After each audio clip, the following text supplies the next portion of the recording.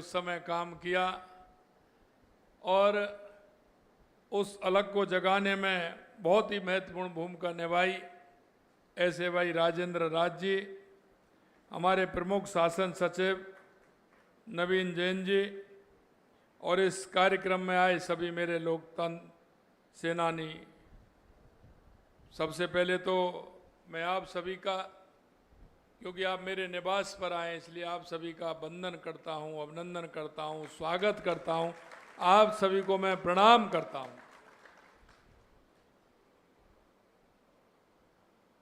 मेरे मन में एक विषय आया था और वो विषय ऐसा था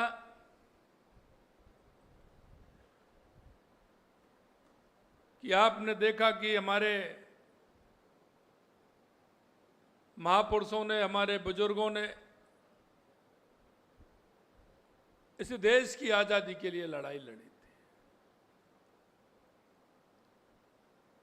क्योंकि इस देश की आजादी में बहुत समय लगा। एक पीढ़ी नहीं, कई पीढ़ियों का बलिदान हुआ। हजारों सालों की गुलामी,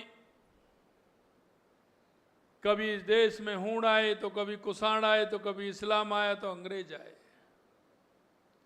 लेकिन हमारे उनकी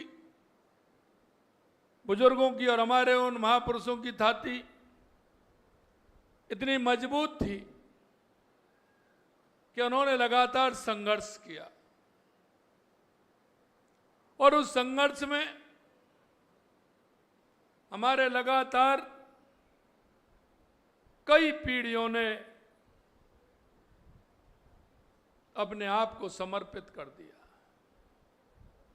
आजादी मिल गई, 1857 में मिलने वाली थी।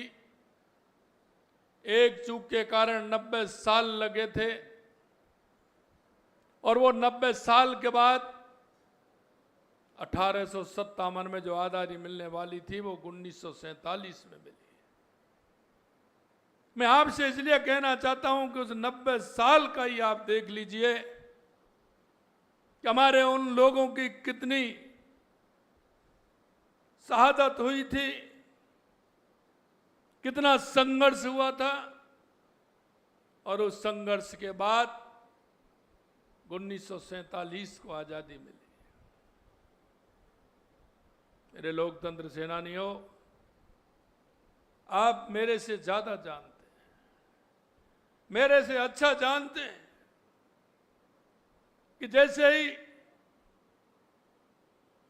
47 के बाद सरकार बनी, सरकार में अंतरिम मंत्रिमंडल बना, लेकिन आजादी के तुरंत बाद देश की दिशा बदल गई। देश तुष्टीकरण की दिशा में चलने लग गया। देश की जब दिशा बदल रही थी तो कुछ ऐसे ही स्वतंत्रता सेनानियों ने, राष्ट्रभक्तों ने एक निर्णय लिया कि आजादी के बाद देश जिस दिशा में जा रहा है इसको कैसे रोका जाए, क्या करना चाहिए। तो उस समय के हमारे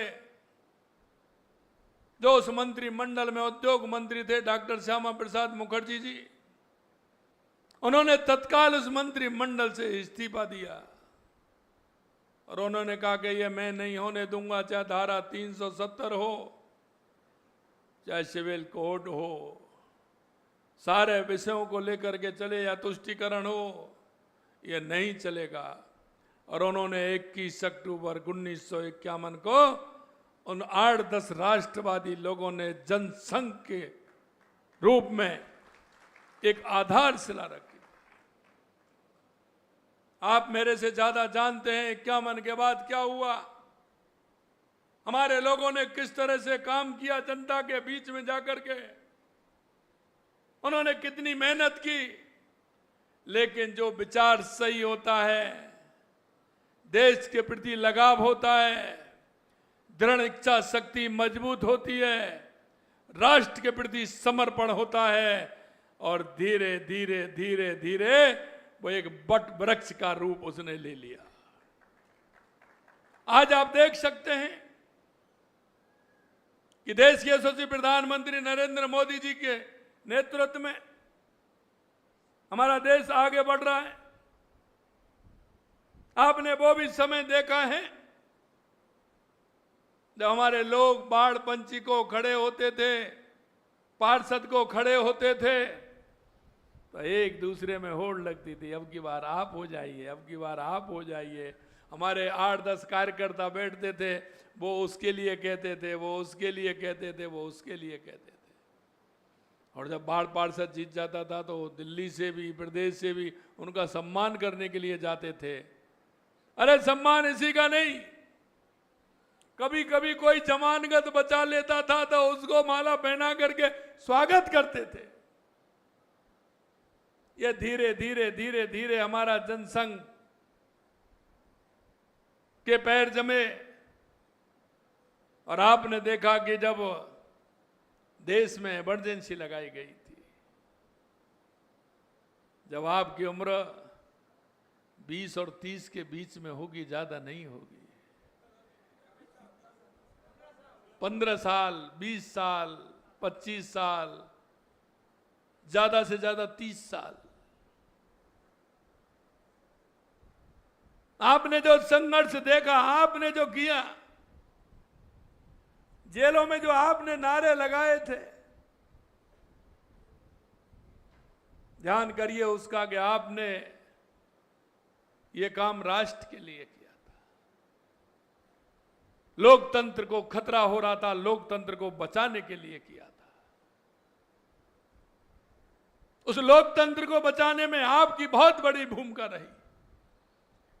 और मैं कहना चाहता हूं कि आप लोकतंत्र बचाने के वो कामयाबी दल है जिन्होंने लोकतंत्र को बचाने का काम किया था।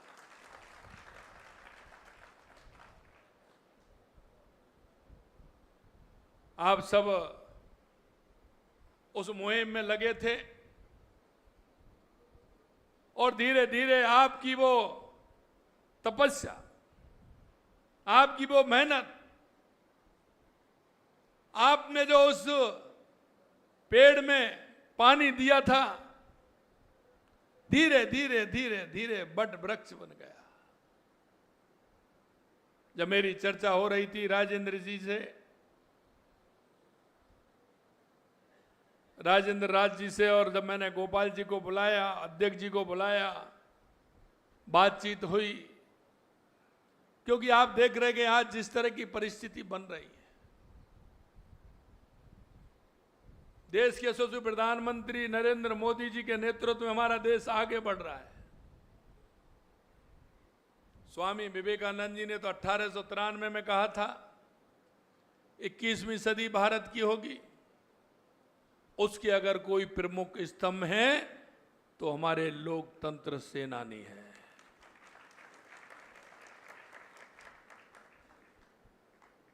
और 1893 में उस नरेंद्र ने कहा था, और ये नरेंद्र करके बता रहे हैं। और आप देख सकते हैं कि दुनिया के देश किस तरह की कूटनीति चल रहे हैं। देश के अंदर जो छोटे छोटे राजनीतिक दल हैं वो एकमुंह हो रहे हैं, किसी ना किसी से सरकार को बदनाम करना चाहते हैं, क्योंकि वो ऐसे लोग हैं, उनको देश से कोई मतलब नहीं है, उनको सिर्फ कुर्सी चाहिए, कुर्सी चाहिए, कुर्सी चाहिए। मैं एक बात आपको ध्यान दिलाना चाहता हूं कि 2014 के बाद देश में जो परिवर्तन हुआ है, आपसे ज्यादा कोई नहीं जानता। चाहे हमारे गरीब कल्याण की योजनाएं हों, चाहे विकास की योजनाएं हों, आतंकवाद नक्सलवाद का खात्मा हो, या दुनिया में बढ़ता हुआ भारत का गौरव हो, वो आप सब देख रहे हैं। जो आपने जो सपना देखा था, आज आवश्यकता है, क्योंकि अभी आप भी, बेटे को तो पता होगा उसने तो आपके काम भी देखे होंगे, आपका लोगों का संपर्क भी देखा होगा उस समय का, क्योंकि वो कई लोगों की तो शादी भी नहीं हुई उस समय, बच्चे भी छोटे छोटे थे, काफी के तो उसके बाद में बच्चे हुए हैं। तो आप जान जाइए उनको महसूस हो सकता है क्या। लेकिन उनको इतना महसूस है कि जब आप जाते हैं तो वो महसूस करता है कि मेरे पिताजी, मेरे दादाजी भी लोकतंत्र सेनानी के रूप में इस राष्ट्र को अखंड बनाने के लिए योगदान दिया था। अभी आप कह रहे थे राजेंद्र राज जी ताम्रपत्र, आपको ताम्रपत्र से क्या है, वो कोई बड़ी बात नहीं है आपके लिए, लेकिन मैं एक बात जरूर कह सकता हूं कि आने वाली पीढ़ी के लिए आवश्यक है। आने वाली पीढ़ी के लिए उनको पता चले कि मेरे दादाजी ने, मेरे पिताजी ने, मेरे काका जी ने इस राष्ट्र के लिए क्या किया है। और आज मैं आपसे यही कहना चाहता हूं, जब मेरी इनसे चर्चा हुई थी, हमें इस राष्ट्र को आगे ले जाना है, हमें उस राष्ट्र को आगे बढ़ाते हुए हमारी पीढ़ी को हमें ध्यान दिलाना है, उन लोगों को बताना है जिनको बताने की आवश्यकता है, जो उस बात को समझ सके कि इस लोकतंत्र को मजबूत कैसे किया गया है, इस राष्ट्र को मजबूत करने में हमारा क्या योगदान रहा है।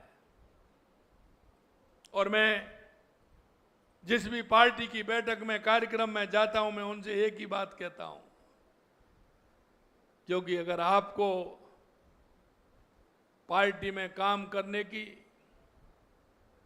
राष्ट्र के प्रति प्रेम की, समाज के प्रति संवेदनाओं की अगर चर्चा करनी है तो आप लोकतंत्र सेनानियों के पास घंटे, आध घंटा बैठिए, उनसे सीखिए।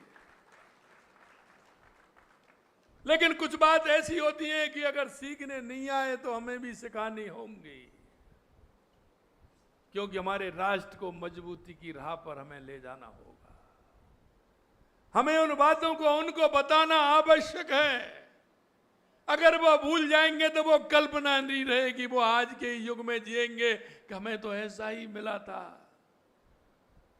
हमने तो ऐसा ही देखा था।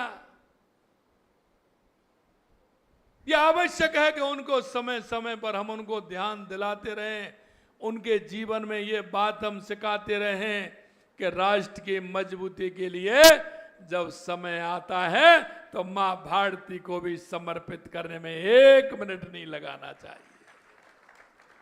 वही आपने किया।